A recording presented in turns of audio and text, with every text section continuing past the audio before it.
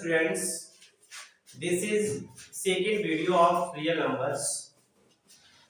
First video में हम लोगों ने सारे बेसिक्स कंप्लीट किए. अब हम लोग सीखेंगे यूक्लिड्स डिवीजन एल्गोरिथम के बारे में. तो सबसे पहले हेडिंग डालते हैं ईडीएल, यूक्लिड्स डिवीजन एल्गोरिथम या फिर लेमा. इसी को शॉर्ट में हम लोग कहेंगे ईडीएल, यूक्लिड्स डिवीजन लेमा. इसकी पहले हम लोग डेफिनेशन समझ लेते हैं. यूक्लिड्स डिवीजन लेमा क्या है? इसकी डेफिनेशन है given two integers a and b, then there exist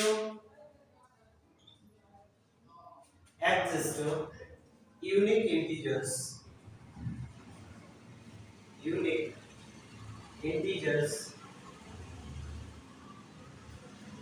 q and r which satisfy a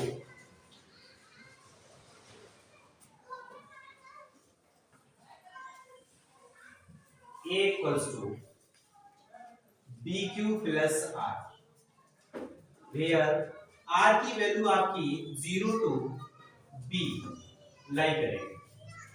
इसका मतलब क्या है बेटा? हमारी यूक्लिड्स डिवीजन एल्गोरिथम ये कहती है a इक्वल्स टू रिलेशन जो होता है वो होता है bq प्लस r. r की वैल्यू 0 से छोटी होगी लेकिन b से बड़ी होगी. कहने का मतलब यहाँ पे क्या ये a और b और r क्या है? यहाँ पे हमारा b जो है वो है डिवाइजर.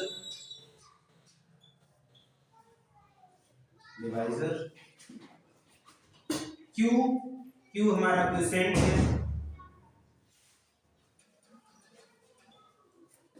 r को हम लोग रिमाइंडर कहेंगे और a जो है वो है डिविडेंड. तो ये सब divisor, quotient, remainder and the dividend ये सब हमारे डिवाइड में कहीं ना कहीं एग्जिस्ट करते हैं. तो हम लोग ये कह सकते हैं कि ये तब बना होगा जब b का डिवाइड किया गया होगा. b जब डिवाइजर है तो b का डिवाइड किया गया होगा. b का डिवाइड कर रहे होंगे हम लोग किसमें? a में. b का डिवाइड कर रहे होंगे a में तो रिमाइंडर हमारा r आया होगा और क्वोशिएंट q आया होगा. क्वोशिएंट q और रिमाइंडर r आया होगा. तो यहाँ पर अगर ध्यान से देखें तो रिलेशन हमारा क्या था? रिलेशन ये था a equals to bq plus r. a equals to bq plus r और r की वैल्यू हमारी लाई कर रही थी इन बिटवीन 0 टू b. हम लोग a को क्या कह सकते हैं? a हमारा जो है वो डिविडेंड है तो a के प्लेस पे डिविडेंड लिखेंगे इक्वल टू b क्वोशिएंट है, सॉरी b हमारा है डिवाइजर तो b डिवाइजर हो जाएगा. q क्वोशिएंट है इनटू क्वोशिएंट और r रिमाइंडर.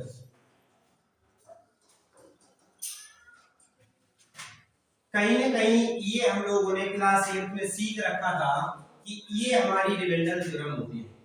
इसे हम लोग छोटी क्लासेस में रिमाइंडर थ्योरम कहते थे. तो ये जो रिलेशन निकल के आ रहा है a equal to bq plus r, ये रिमाइंडर थ्योरम है. क्या बेटा? Remainder theorem. तो इसे हम लोग क्या कहेंगे? a equal to bq plus r को सिंपल रिमाइंडर थ्योरम है. तो रिमाइंडर थ्योरम को हम लोग छोटी क्लासेस में अप्लाई करते थे. जैसे एग्जांपल के तौर पे ले सकते हैं. एग्जांपल जैसे 15. अगर 15 में डिवाइड कर रहे हैं हम लोग 2 का तो 15 में 2 का डिवाइड करा जाए तो ये जाएगा 7 टाइम्स 14 हो जाएगा, रिमाइंडर बचेगा 1. तो अगर हम 15 को लिखना चाहें तो 15 को कैसे लिख सकते हैं अकॉर्डिंग टू ईडीएल? अगर हम बाय यूजिंग ईडीएल लिखा है, ईडीएल का यूज करते हुए इसे 15 को लिखना चाहे तो 15 इक्वल्स टू लिखा जा सकता है B Q plus R, B के प्लेस पे 2 है और आर के प्लेस क्यू के प्लेस पे 7 है एंड आर के प्लेस पे 1 लिखा हुआ है। तो हम लोग इसे कैसे लिख सकते हैं 2 into 7 प्लस 1। अच्छा एक चीज नोटिस करने वाली है, जो r की वैल्यू है वो always in between 0 to r होगी। इसका मतलब r हमारा यहाँ पे क्या है 1। अगर नोटिस करो तो 1 जो है इससे ऑलवेज छोटा होगा और 0 से बड़ा होगा। ऑलवेज मतलब जो क्वोशिएंट डिवाइजर है उससे छोटा होगा रिमाइंडर और 0 से बड़ा होगा। अच्छा ये हमारी remainder theorem. First of all, students note it down and then we solve some question which is based on remainder theorem, that is Euclid's division lemma.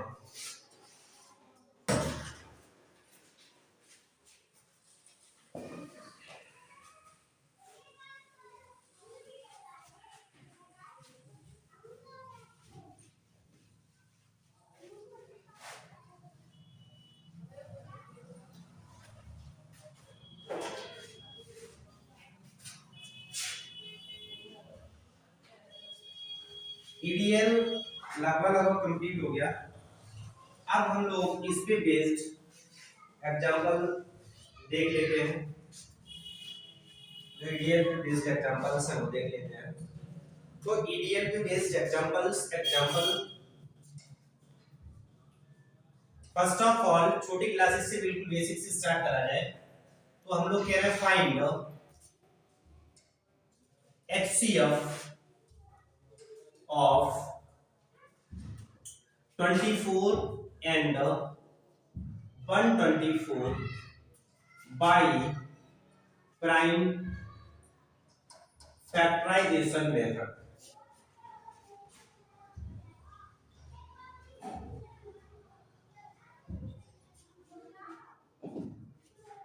तो हम लोगों को प्राइम फैक्टराइजेशन मेथड छोटे क्लासेस में सीखा था, वो अप्लाई करेंगे पहले, उसके बाद ईडीएल के बारे में सीखेंगे। इसी क्वेश्चन को सेम क्वेश्चन को ईडीएल से कैसे करा जाए, प्राइम फैक्टराइजेशन से कैसे करा जाए, इन सब चीजों को बिल्कुल बेसिक से लेके चल रहे हैं। तो सबसे पहले हम लोग प्राइम फैक्टर्स फाइंड करेंगे किस किस के 24 एंड 124। सबसे पहले 24 के प्राइम फैक्टर्स 2 से, तो 2 1 जा 2, 2 2 जा 4, 2 से 2 6 जा 12, फिर 2 से 2 3 जा एंड 3 1 जा 3। तो 24 के प्राइम फैक्टर्स निकल के आ गए 2 into 2 into 2 into 3। Similar way में हम लोग इसके प्राइम फैक्टर्स 124 के प्राइम फैक्टर्स निकाल सकते हैं। तो 124 के प्राइम फैक्टर्स कैंसिलेशन किससे होगा इसका 2 से, तो 2 6 जा 12, 2 4 2 2 जा 4, अगेन 2 3 जा 2 1 जा, फिर 31 से कट जाएगा 31 1 जा 31। इसके प्राइम फैक्टर्स आ गए 124 के प्राइम फैक्टर्स 2 into 2 into 31। अब हम लोग इसका एचसीएफ निकालेंगे। एचसीएफ छोटे क्लासेस में कैसे निकालते थे 24 equals to 2 into 2 into 2 into 3। उसके बाद 124 के प्राइम फैक्टर्स 2 into 2 into 31। अब इसका एचसीएफ हमें चाहिए। एचसीएफ के लिए हम लोग पेयर्स देखते हैं कितने बनते हैं। पेयर्स जितने पेयर्स हमारे बनते हैं उन्हीं को हम लोग मल्टीप्लाई कर लेते हैं। जैसे एक पेयर इसका, एक पेयर इसका, दो पेयर्स बन पा रहे हैं तो दो पेयर्स का मल्टीप्लाई कर लेंगे 2 into 2 तो हो जाएगा 2 2 जा 4। तो हमारा एचसीएफ निकल के आ गया 24 एंड 124 का जो एचसीएफ है वो 4 निकल के आ गया। तो HCF of 24 and 124 equals to निकल के आ गया 4। ये हमारा प्राइम फैक्टराइजेशन मेथड। लेकिन जो मेन मुद्दा है वो है हमारा ईडीएल। तो ईडीएल हम लोग समझते हैं।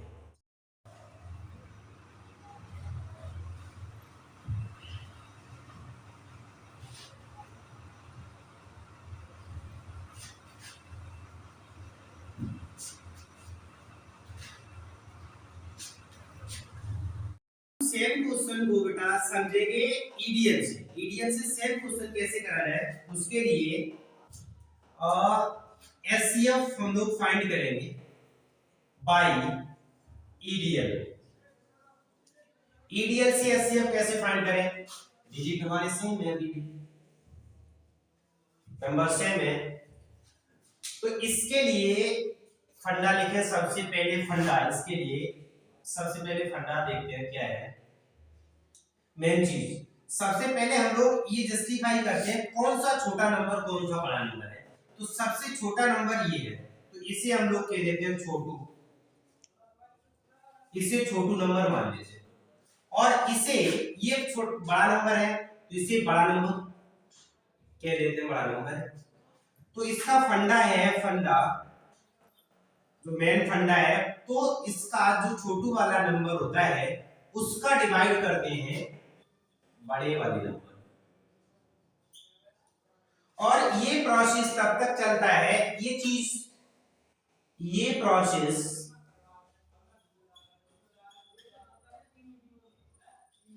तब तक चलेगा जब तक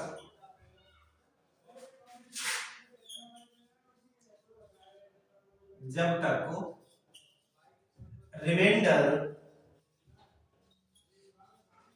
0 ना हो जाए,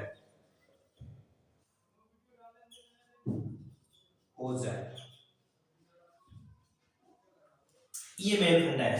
तो इस फंडा को हम लोग अप्लाई करेंगे। तो छोटू वाला नंबर है 24, 24 का डिवाइड करेंगे 124 में, तो ये जाएगा 5 टाइम्स, 5 4 जा 20, 5 2 जा 10, 2 कैरी 12, आपका बचेगा 4। अब फर्दर क्या करेंगे, इसे अगर हम ईडीएल की मदद से लिखना चाहें बाय ईडीएल की फॉर्मेट में कैसे लिखा जाए, 124 को कैसे लिखा जाए, B Q plus R. B Q का मतलब 24, क्यू का मतलब 5 प्लस आर का मतलब 4, बी क्यू प्लस आर। हमने कहा ये प्रोसेस तब तक चलेगी जब तक रिमाइंडर 0 नहीं हो जाए। तो रिमाइंडर 0 अभी कहां हुए, तो क्या करोगे बेटा, फिर से इसका डिवाइड इसमें कर दो, मतलब 4 का डिवाइड फर्दर 24 में करेंगे। अब डिवाइड जाएगा 6 टाइम्स, तो 6 टाइम्स जाएगा 24 हो जाएगा। अब रिमाइंडर 0 आ गया, रिमाइंडर 0 आ गया, हमारी प्रोसेस खत्म हो गई। तो हमारा जो एचसीएफ बना, तो एचसीएफ की वैल्यू 4 आ गई। अच्छा, इसे ईडीएल की मदद से लिखना चाहें तो बाय ईडीएल, अगेन ईडीएल की मदद से लिखना चाहें 4, इसे 24 को तो कैसे लिखा जाए, 24 इक्वल्स टू 4 इनटू 6 प्लस 0। तो हमारा एचसीएफ, कौन सा नंबर की एचसीएफ निकाला हमने, 124, एंड 24 का एचसीएफ जो निकल के आ गया वो हमारा निकल के आ गया 4।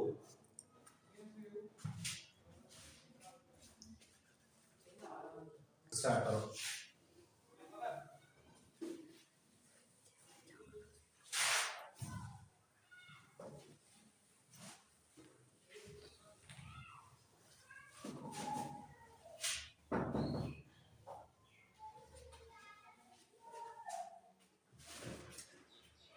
अब हम लोग एक और एग्जांपल लेते हैं, इसी भी बेस्ड ईडीएल पे बेस्ड एग्जांपल एक और लेते हैं।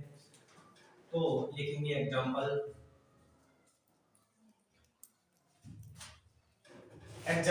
Use EDL find the HCF of following number.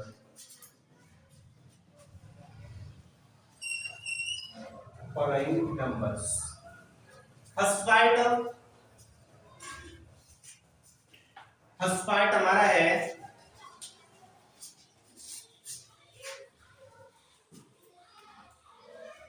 135 and 225। तो इसमें सेम फंडा अप्लाई करेंगे। सेकेंड पार्ट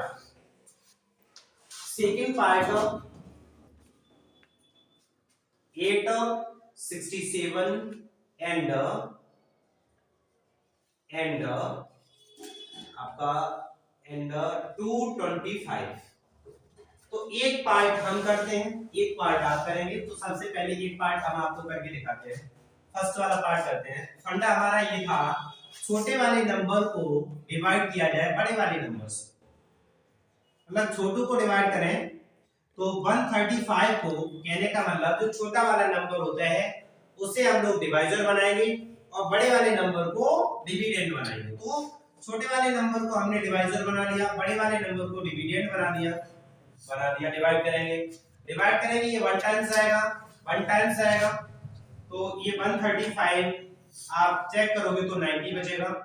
आप फर्दर अब वो 90 बचा, 90 आपका रिमाइंडर आ गया। अगर ध्यान से देखो तो 90 नॉट इक्वल्स टू 0 है, नॉट इक्वल्स टू 0 है। तो इसका मतलब अभी ये प्रोसेस अप्लाई किया जाएगा। इसे अगर हम ईडीएल की मदद से लिखना चाहें तो कैसे लिखेंगे? 225 equals to 135 into 1 plus 90। Further ये अप्लाई करेंगे प्रोसेस, तो 90 का फर्दर डिवाइड करा जाएगा 135 में, 135 में 1 टाइम्स फिर जाएगा डिवाइड, 1 टाइम्स डिवाइड जाएगा, आपका बचेगा 45। 45 भी अभी नॉट इक्वल्स टू 0 आ रहा है, तो 45 नॉट इक्वल्स टू 0। देयरफॉर ये प्रोसेस एक बार और लगा सकते हैं अभी, मतलब ये प्रोसेस हम लोग तब तक अप्लाई करते रहेंगे जब तक रिमाइंडर 0 ना हो जाए। तो फिर से इसे अगर ईडीएल की मदद से लिखना चाहें बाय ईडीएल, तो ईडीएल से हम लोग इसे कैसे लिखें? 135 को लिखा जाएगा 90 into 1 कैसे? b b b q plus r, b q plus r equals to a के प्लेस पे 135, b के प्लेस पे 90 और आपका q के प्लेस पे 1 और r के प्लेस पे 45। तो b q प्लस r लिख दिया मैंने। अभी भी ये प्रोसेस अप्लाई करेंगे तो फर्दर 45 का डिवाइड किया जाए 90 में, तो आपका 2 टाइम्स चला जाएगा, रिमाइंडर 0। रिमाइंडर 0 जैसे ही रिमाइंडर 0 आ जाए वैसे ही हमें समझ जाना चाहिए हमारा एचसीएफ आ चुका है। तो हमारा एचसीएफ आ चुका है 45। एचसीएफ कितना आ चुका है? 45। लेकिन बाय ईडीएल, ईडीएल क्या कहता है? ईडीएल कहता है a equal to bq plus r। तो a equal to bq plus r करेंगे तो हो जाएगा 90 equal to bq plus r का मतलब 0। तो हमारा एचसीएफ आ गया, HCF of 135 and 225 equals to 45। That's all. ये क्वेश्चन आपका कंप्लीट हुआ। ये पार्ट फर्स्ट हमने करके दिखाया, ये आपको एसडब्ल्यू में करना है और कमेंट बॉक्स में आंसर देना है। Note it down.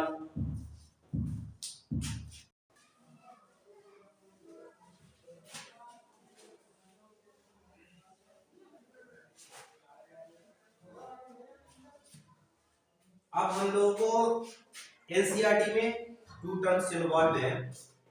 आपका फर्स्ट टर्म है ईडीएल, यूक्लिड्स डिवीजन लेमा। कहीं पे लिखा होता है यूक्लिड्स डिवीजन एल्गोरिथम।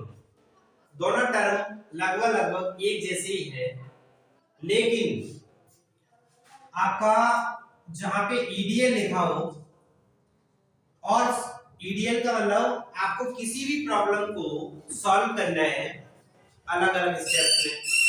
अगर एल्गोरिथम लिख के आता है तो इसका मतलब आपको सीरीज ऑफ स्टेप्स, मतलब आपको किसी प्रॉब्लम्स को सॉल्व करते समय स्टेप बाय सॉल्व करते जाना है, उसे सीरीज ऑफ स्टेप्स आपको अप्लाई करते जाना है ईडीएल। तो हम लोग उसे एल्गोरिथम कहते हैं। एल्गोरिथम का मतलब होता है एक रिदम बन जाना चाहिए। जैसे अगर हम कहें इसी को अगर सॉल्व किया जाए, फर्दर हम लोग थोड़ा सा देख लेते हैं। एक चीज नोट लिख लेते हैं। नोट में algorithm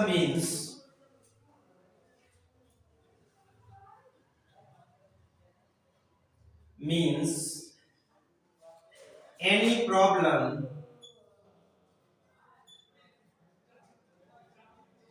can be solved by using series of steps. Series of steps, किसी प्रॉब्लम को सीरीज ऑफ स्टेप्स लगा के अगर हम लोग सॉल्व कर रहे हैं, मतलब अलग अलग स्टेप नहीं लगा रहे हैं, तो हम लोग कहेंगे उसमें हम लोग अप्लाई कर रहे हैं एल्गोरिथम। आपका जो लेमा है वो एक प्रूवन स्टेटमेंट है जिसकी मदद से हम लोग दूसरी चीजों को प्रूव करेंगे। तो लेमा क्या है आपका, एक तरह से थ्योरम है, एक तरह से प्रूवन स्टेटमेंट है फॉर द अदर स्टेटमेंट्स। जैसे अगर हम लोग कहें इसी को सॉल्व करते हैं, इसी को सॉल्व करते हैं हम कह रहे हैं सॉल्व या फिर find HCF of 135 and 225 by using Euclid's division algorithm।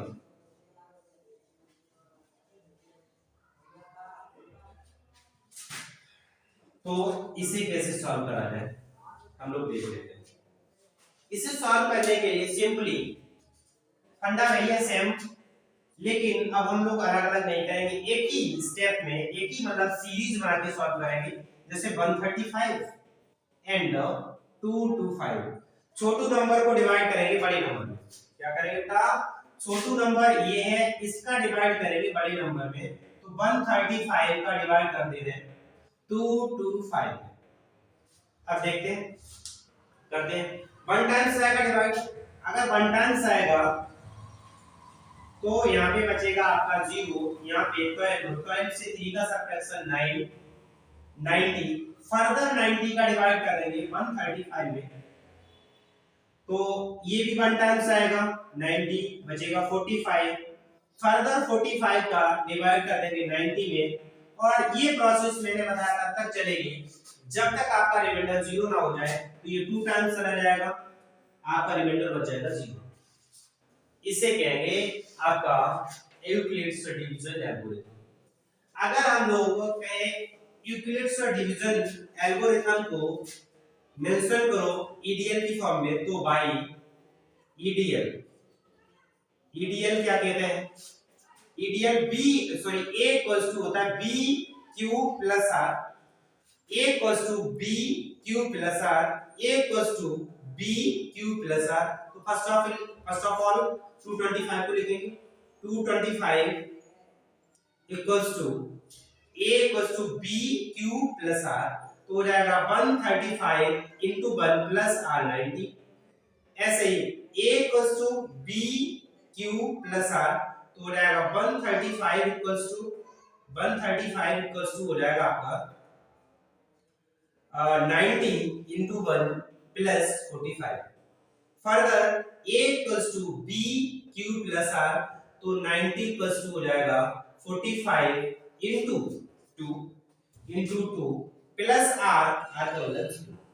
हमने आपको बताया था ये प्रोसेस तब तक चलती है जब तक रिमाइंडर 0 ना हो जाए। रिमाइंडर हमारा 0 हो गया, रिमाइंडर जैसे ही 0 हुआ वैसा ही हमारा एचसीएफ निकल के आ गया। तो एचसीएफ की वैल्यू आ गई, किस का एचसीएफ 135 एंड 225 का एचसीएफ आ गया हमारा 45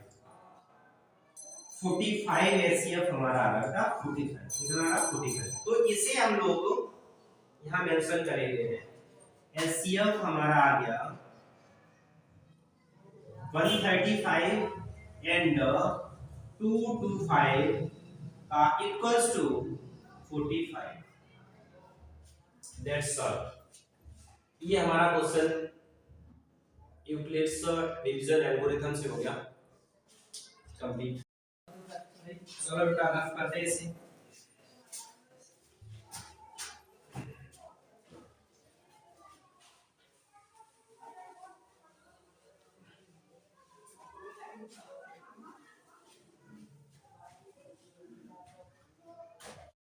हम लोगों ने कंप्लीट करा।